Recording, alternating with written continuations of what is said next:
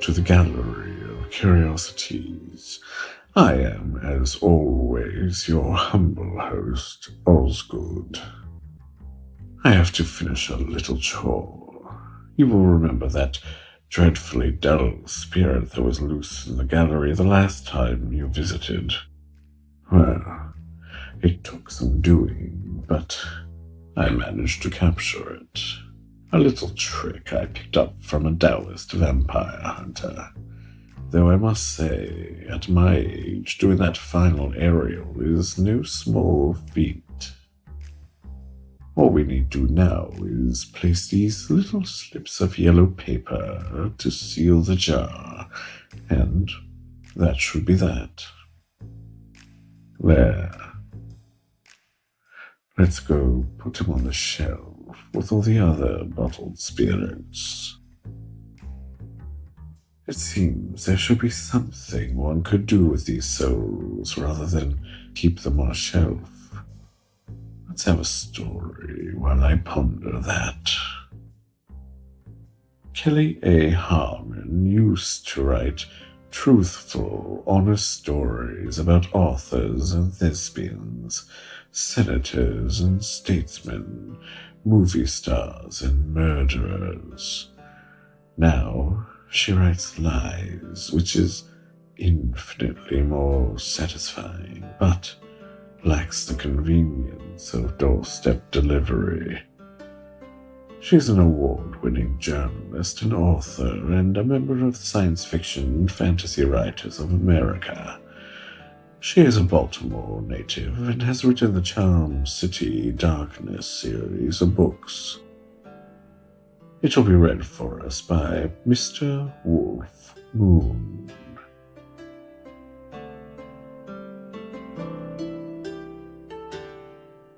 On the Path by Kelly A. Harmon. The soul-powered plow halted mid-furrow and hastened to a shuddering stop as the reincarnation engine seized up. "Not again," said Tan, swinging his legs to the side of the wooden tank and jumping down out of the seat. As he stepped forward to check the soul seal, the cap fired off with a hollow thud, like a cork from a jug.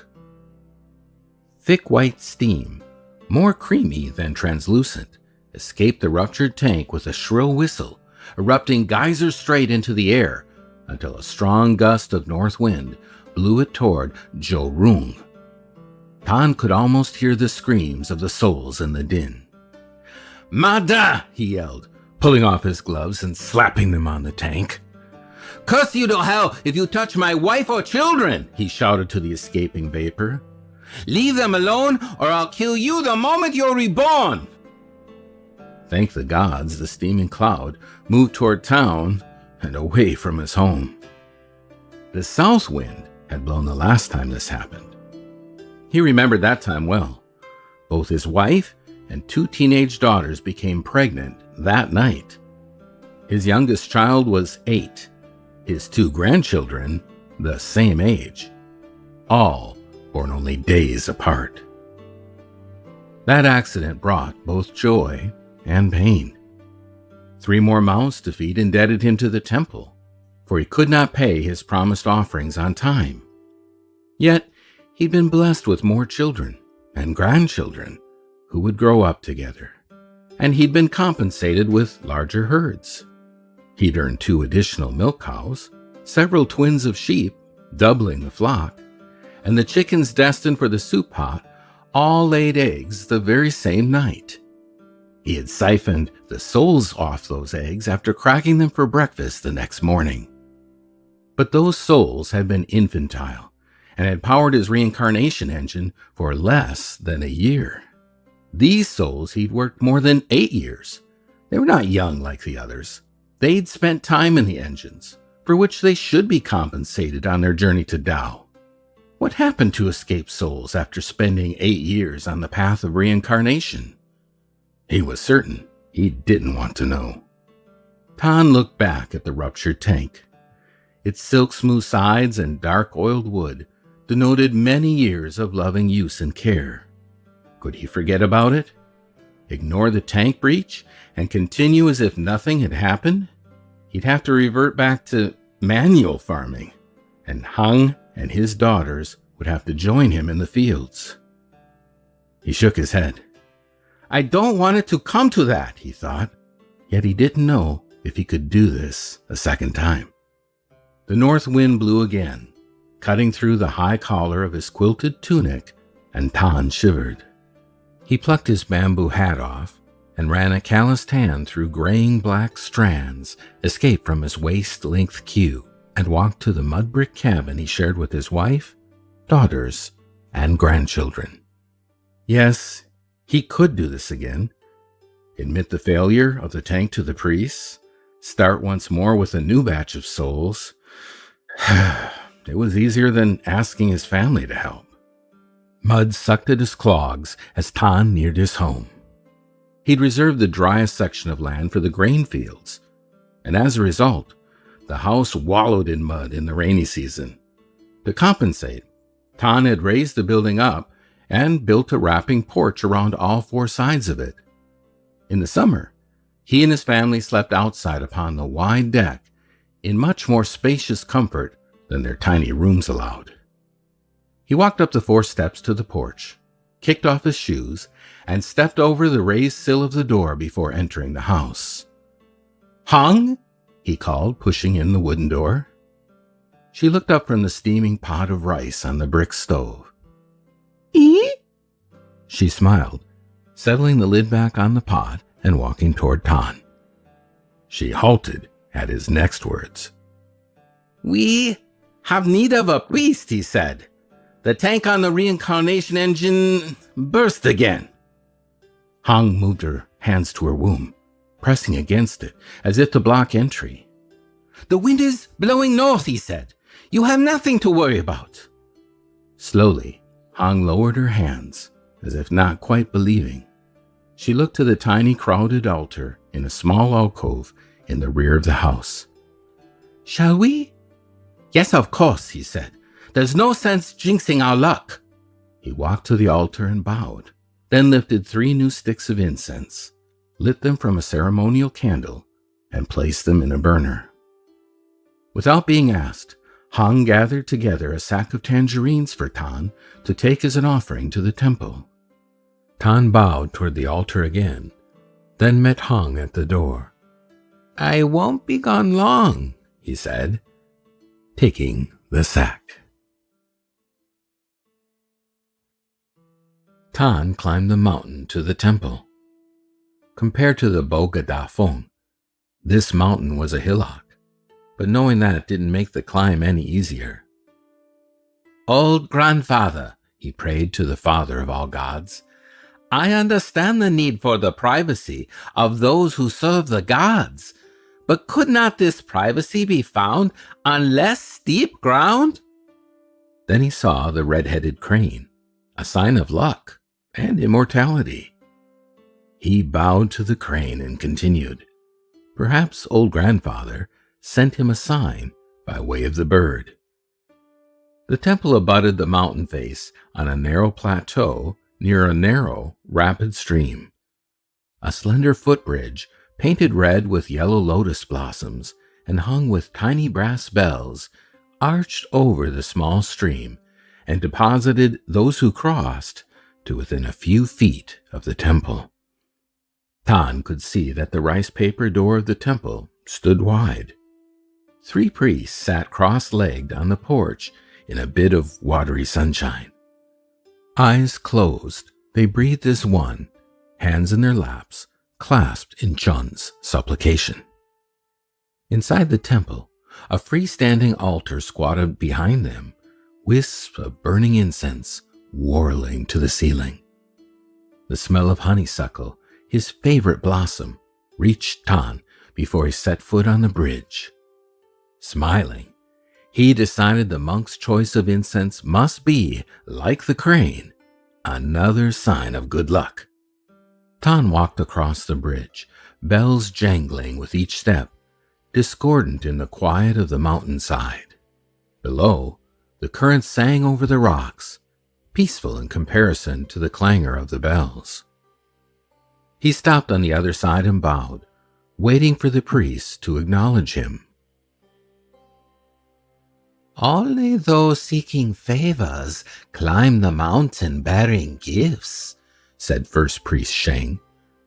She lifted a mask at her side and donned the face of the Jade Emperor, who sits in judgment in heaven, his eyes and ears larger than life, in order to see and hear all he needs to know. Tan bowed, shucked his clogs, and stepped onto the porch. My soul tank has ruptured again. I need to purchase additional souls. You have awful luck with reincarnation engines, Sheng said. Perhaps you should consider a more traditional mode of farming. She lowered the mask. I have considered it, said Tan, but what about your donations to the temple, she asked. Beside her, Li and Hu nodded their heads. Hu said, Your crops would be smaller, and you might still give 30% to the temple. But 30% of a reduced donation will slow your path to salvation. He drew a line in the sandy floor with a black lacquered nail filed to a precise point. The paths of your wife and children, too. Li stood, donning the mask of Guan Yin and taking the position of Guan's Hotur, one hand on her chin, the other clasping the upraised elbow. You have grandchildren too, do you not, Tan? She asked. Have your daughters married yet? She relaxed the position and tugged a carved jade barrette from her topknot, letting loose a cascade of hair that nearly touched the saffron yellow embroidery on the hem of her purple robes. Tan felt anger growing in his chest. This was not the conversation he'd come to have. He had come to buy souls and get back to the fields. He hadn't time to discuss the philosophy of Tao. They knew he'd chosen to farm wheat and barley because it was harder than flooding his fields and wallowing in rice like every other farmer. His uncommon crops yielded enough money to buy his way past the lower stages of salvation. And, if old grandfather willed it, the paths of his entire family. His methods were not just self-serving. He hoped to smooth the way for them all. Is that not what a father does for his children? He closed his eyes. Grandfather, he prayed, please see me through this trial with money enough to skip ahead on the path to Tao.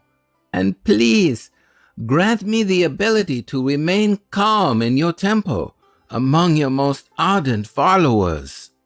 He opened his eyes. Grandfather willing, he and his family would spend no time in the soul tanks.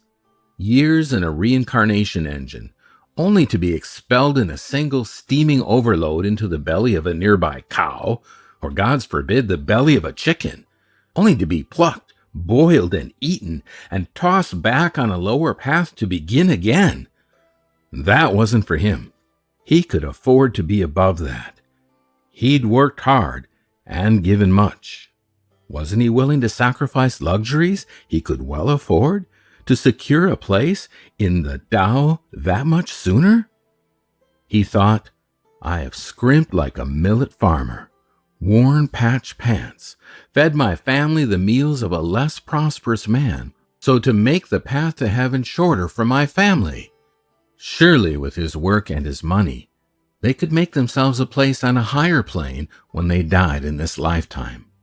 Calmness, grandfather, he thought again. He turned to Li. Of course my daughters have not married, honorable one, he said. Who would have them now? He bowed over his hat, clasped between his hands. You regret the burden? Asked Hu. I want them happy, Tan said. And out of your house, Sheng said. Tan stepped back, stricken, almost out of the small temple. His anger fled. It's not like that, Honorable One, he said. I would welcome a son-in-law in my home. Unusual, said Hu. But not unheard of, said Tan. My home is large enough. The land can support more. And sons-in-law could work the land, bringing in more income, allowing you to bypass many more stages of reincarnation on the way to Tao, Sheng said. It's allowed, said Tan. A crackle rose up from the brim of his hat, now crushed in his hands. But only if you realize what you're giving up, said Sheng. I do, Honorable One, Tan said, bowing. Hard work, discomfort, prolonged journey. This you know, said Hu. But what about self-sacrifice? You need only be willing to skip ahead on the Tao. He stood and turned to the rear wall and plucked a pin from a square of Xuanji paper and lifted it from its place among several others. Tan recognized his name inked on the rice paper square.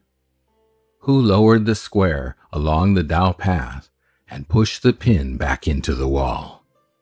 Tan felt his eyes burn with embarrassment. He stared at the hundreds of squares on the wall, names of his family, his neighbors. He listened to the river play on the rocks beneath the floor of the temple, but refused to be soothed.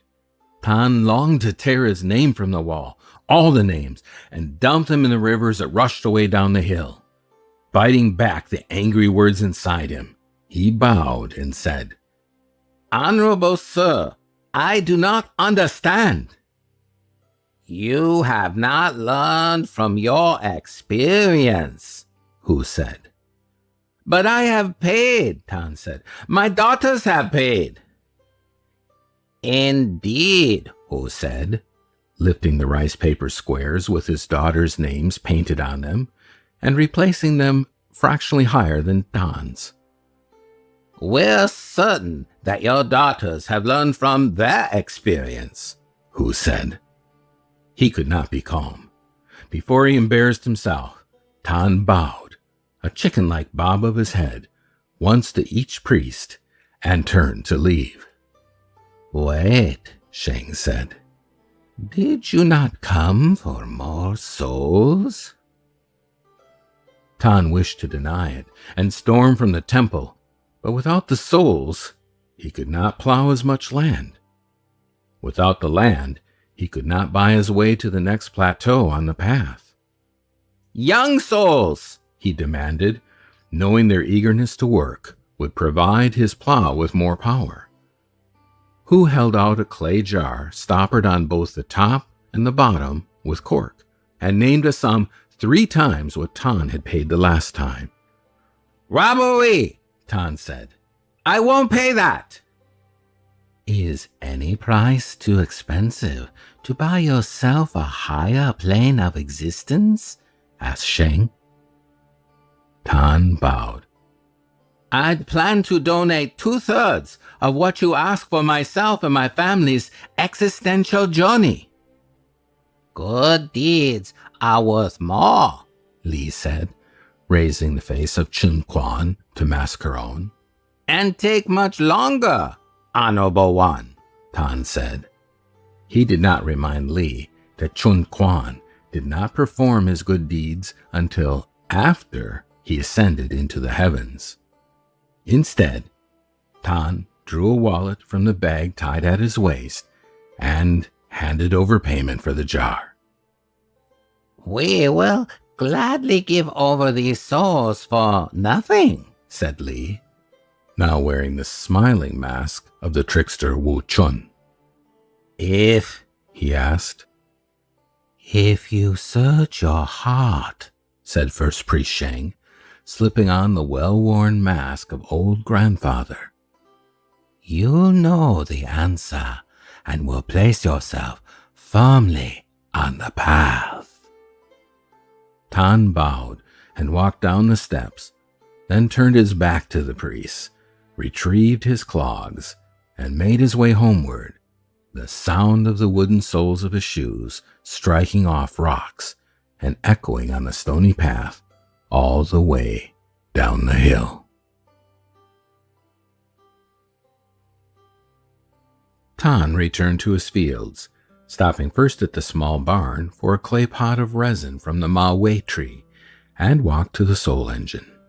He placed the jar of souls bottom side down over the mouth of the soul tank and pulled the cork from the top of the jar. There was little chance the souls would escape, as cold and thick as they were, but the double cork mechanism helped to prevent their loss nonetheless. A string connecting the top cork to the bottom assured that both were plucked from the jar simultaneously. After Tan breached the jar, the enclosed souls flowed at a sluggish pace into the tank, plopping softly onto the bottom. Quickly, Tan removed the jar and capped the tank, sealing it with resin, before the souls realized freedom awaited but a hand's breadth above them. He turned the crank to stir the souls and lit the pilot light to generate the small bit of heat which was the catalyst to get the souls moving. The engine chugged to life, and Tan said the prayer to the gods, asking that these souls earn their higher rank on their path to Tao when they were done with their job for him. He patted the top of the machine like one would pat a workhorse, then loosed the brake and guided it up a furrow. It may have been a trick of the light, but when he reached the end of the field and turned the plow to the next row, he thought he saw a figure dart among his tangerine trees. Tan tied off the brake, but left the engine running as he made his way into the grove. Quiet usually reigned in the grove, the dense foliage of the evergreens insulating it from sounds outside. Tan's feet rustled the dry leaves beneath the trees, sounding over loud in his ears, but the noise didn't mask the sound of the 6 figures climbing among his largest tangerine trees. 2 climbed in the topmost boughs, pulling out the ripest, juiciest fruits, and tossed them down to the 4 on the ground. The others sat in the leaves, backs to Tan, pulling the loose skins from the orange-red fruit and devouring them, hands shoving the pulpy fruit into mouths and reaching for another before the first could even be swallowed. "You there!" he yelled. "Thieves! Get out of my trees!" The rustling stopped, and the 2 men in the trees jumped to the ground. Those seated rose and turned to Tan. In the shade of the trees, Tan found it hard to distinguish the features of the thieves, and he took a step forward to confront them, then halted abruptly. He recognized his uncle among them, his father's brother, one of the tree climbers. His heart thumped in his chest, and he could feel a sheen of sweat break out on his forehead. Uncle Lao Wang had died more than 20 years ago. Tan and Hong had been newly wed when he had fallen down the well and drowned. Tan found his anger leave abruptly. His body shook.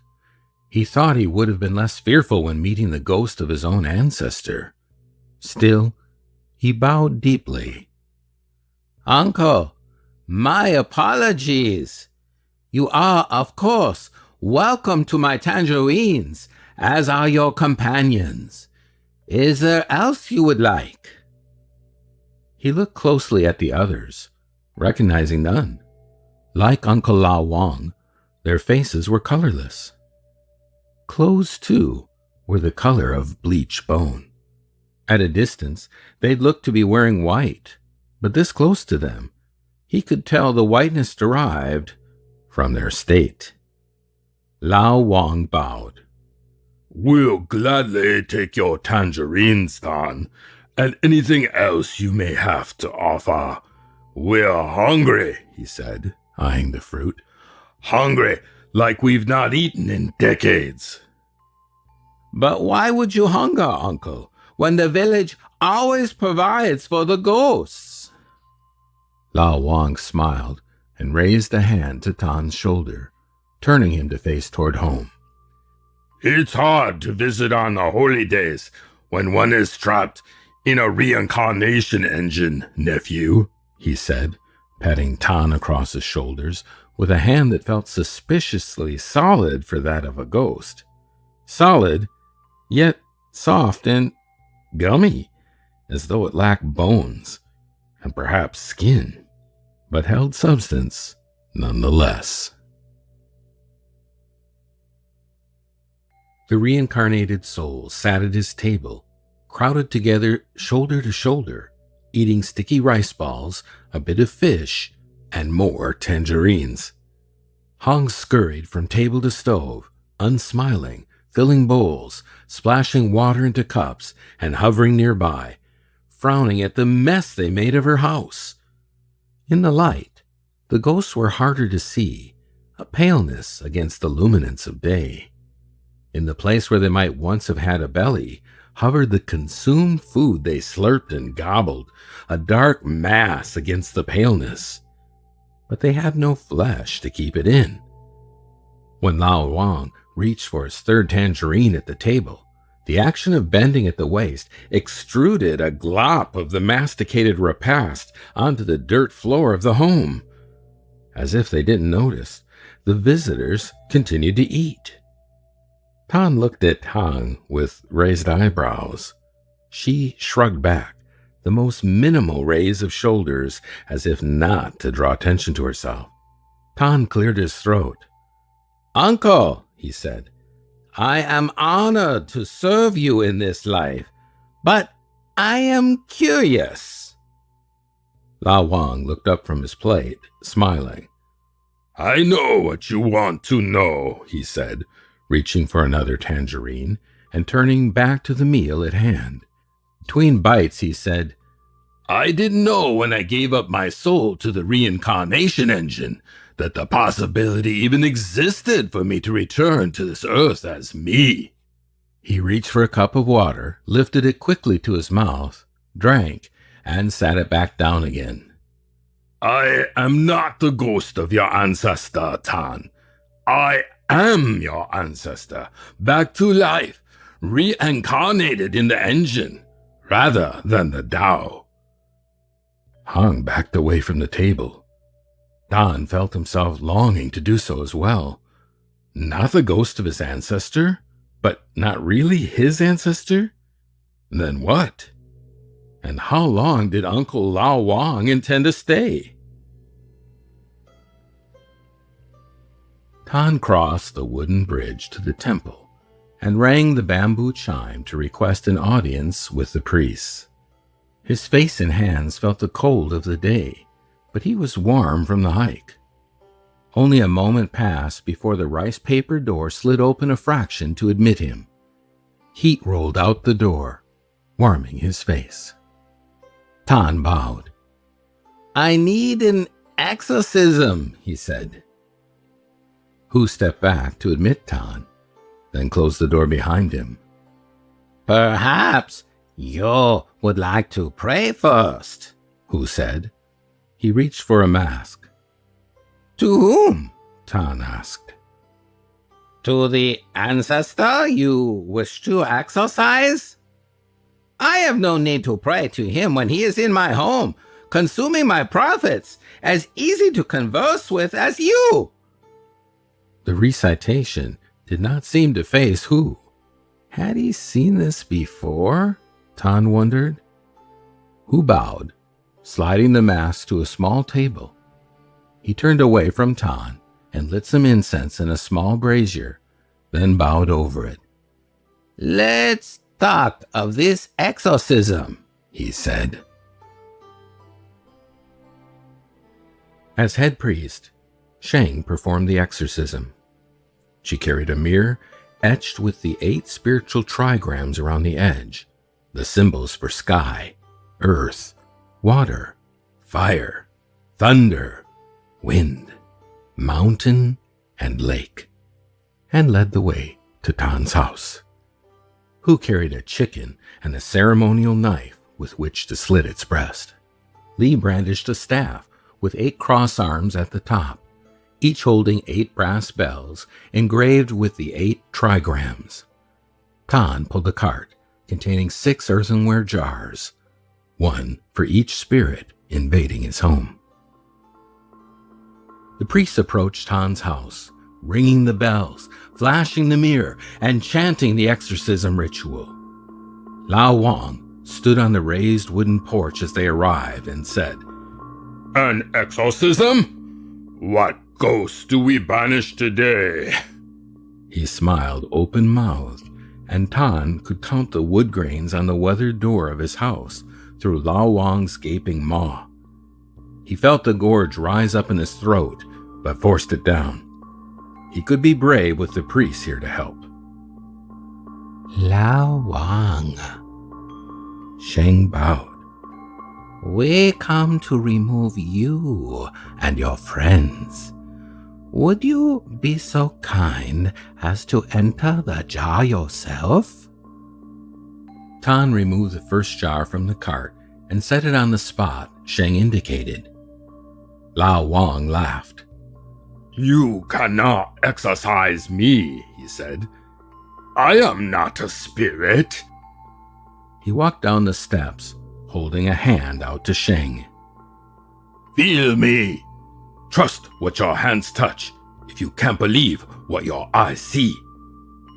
Sheng swung her hand in an arc as though she thought it would pass through Lao Wang's. It slapped against his, pushing it away. He smiled. "See? Flesh. I am alive."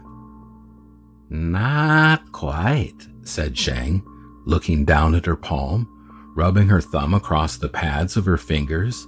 but neither are you a ghost. You are in between. She turned to Tan. Pack up the jars. But the exorcism? We can't help with unwanted guests, Sheng said. A strangled cry from the porch had them all turning to Hong. She rushed forward, click, click, click, and struck one of the half-reincarnated spirits in the back.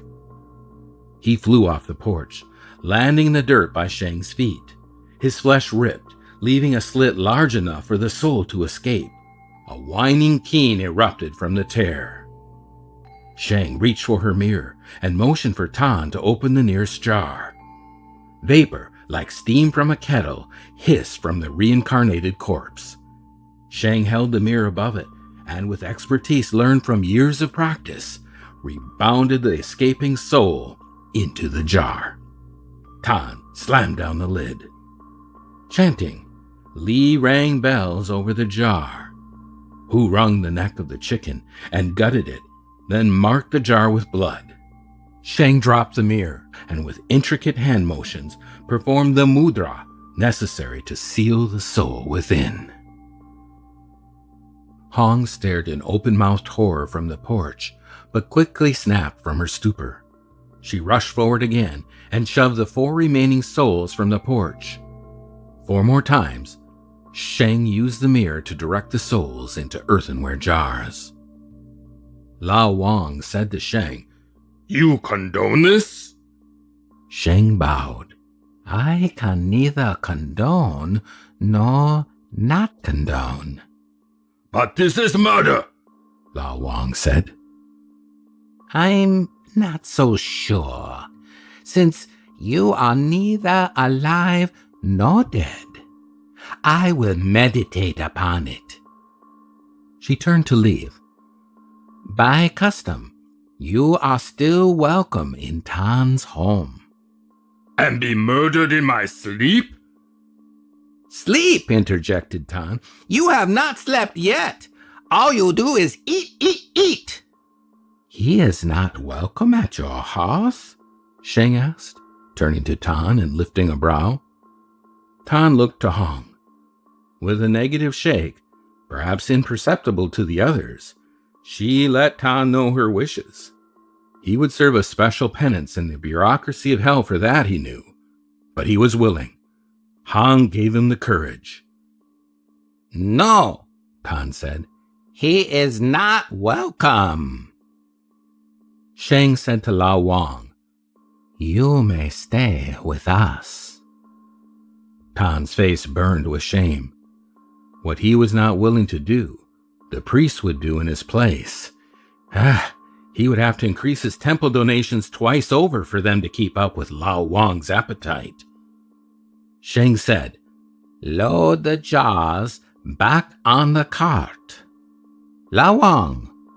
She turned to him, raising her left arm in a gesture of fellowship. "Join me, please. We will walk together." It is a trick, Lao Wang said, stumbling backward and rushing headlong up the stairs toward Hong. Fear covered Hong's face. She ran to the door of the house. Lao Wang hurtled up the remaining steps and leapt into Hong's body. His pale, boneless self sank beneath Hong's tan flesh and disappeared. Hong screamed and ran back and forth on the porch, jumping and flailing as Lao Wang sought control of her body. Tan knew the instant his uncle won. Hong quieted, and the peaceful light in her eyes turned to triumph. The voice was Hong's, but the words were Lao Wang's. "See what comes of denying your ancestor his due, Tan?" Lao Wang laughed. Hong's eyes squeezed closed, like Tan remembered his uncles used to do. When they were little, he and his cousins had called the laughing Lao Wang Piggy, with his squinting eyes and big cheeks. And a pig is what he had become, in death, if not in life. Tan's hand itched to slap the satisfied look from Lao Wang's face. How shameful that his uncle desired life so much that he would steal someone else's. Anger seared his chest. "Can you do nothing now?" Tan asked Sheng. "Surely Hong is not dead." Tan felt his heart catch. Tears scalded his eyes. He had not thought of that possibility until just now. "She is not dead," said Sheng, and Tan felt himself relax. "Lao Wang has pushed her aside and taken over her body." "But you can remove him?" Sheng nodded. "I can." "Then do so." "This is an unusual exorcism," Sheng said. "The astrology must be exactly right. We must take care not to harm Hong's soul." "Hurry," said Tan. "While we discuss it, Hong must abide that pig inside her skin." Sheng bent to knock a bit of dust from the hem of her robe. "I must think," she said. "I'll pay," Tan said. "Whatever you want, I'll pay. Now help her." He looked at Hong and saw only Lao Wang. He turned away, unable to bear the sight of him. "Whatever I want," Sheng said. "I want nothing." "What will it take?" said Tan. "You have two choices, Hong or no Hong. What would you pay to have Hong?" Tan sank to his knees, moaning, his hand pressed against his ears, his eyes tightly shut. "I'll do it," he said, dropping his hands and looking up. "I pledge my soul to the engines." His voice became flat. "Now, please, save Hong." "Only your willingness is required. You may yet have your wish and avoid the engines."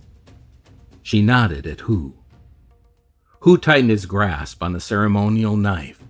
He sped to Hong, vaulting onto the porch, and sank the blade hilt deep into her right shoulder.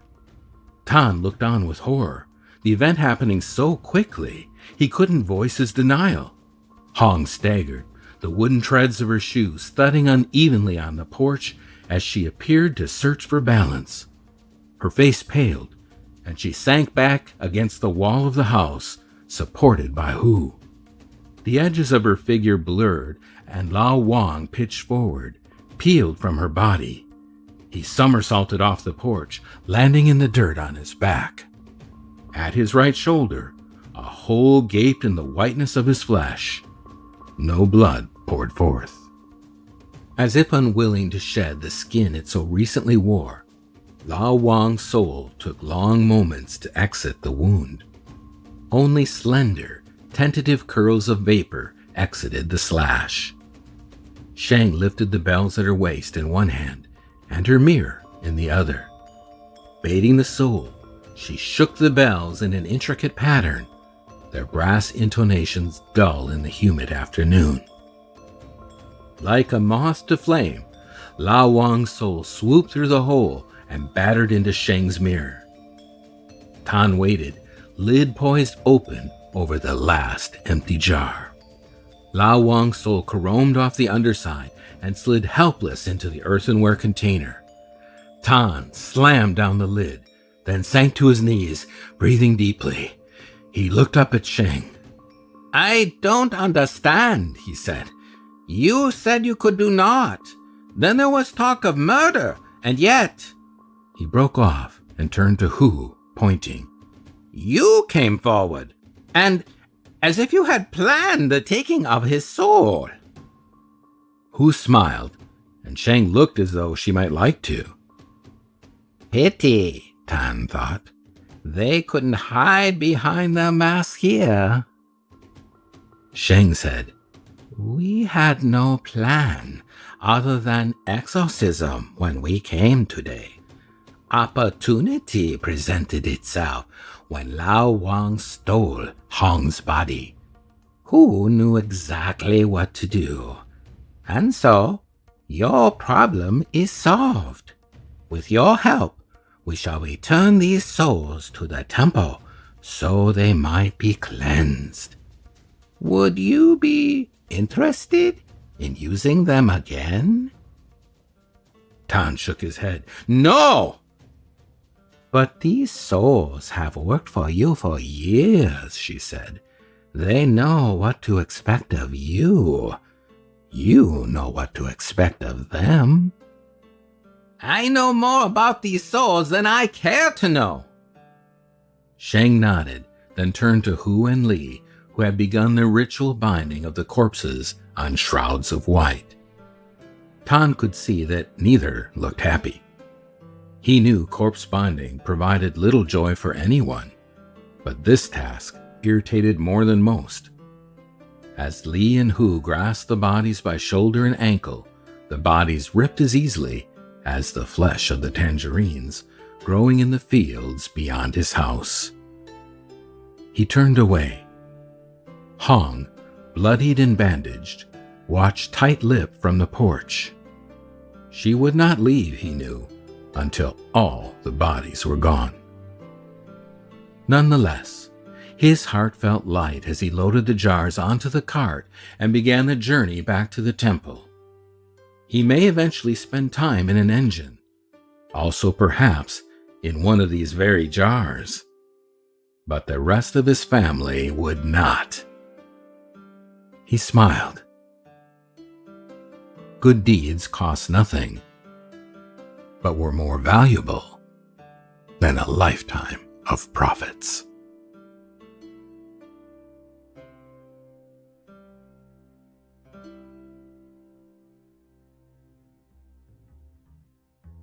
Thank you, Mr. Moon.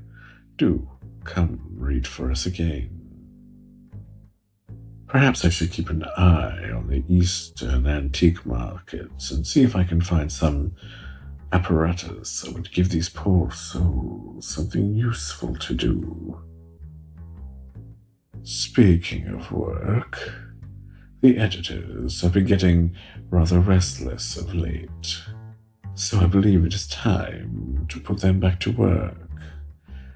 We are opening submissions again for the month of June. We can only do this 2 or 3 months out of the year due to the extreme volume which we receive. I know it's shocking, but it's true. I will, of course, ask the editors to be gentle. And please, ladies and gentlemen, read the guidelines. I reiterate, read the guidelines. You can find them on our webpage. And with that, I believe it is time that we close this evening, as you no doubt have stories to write. Yes? Excellent. We look forward to reading them. Do visit us next time at the Gallery of Curiosities.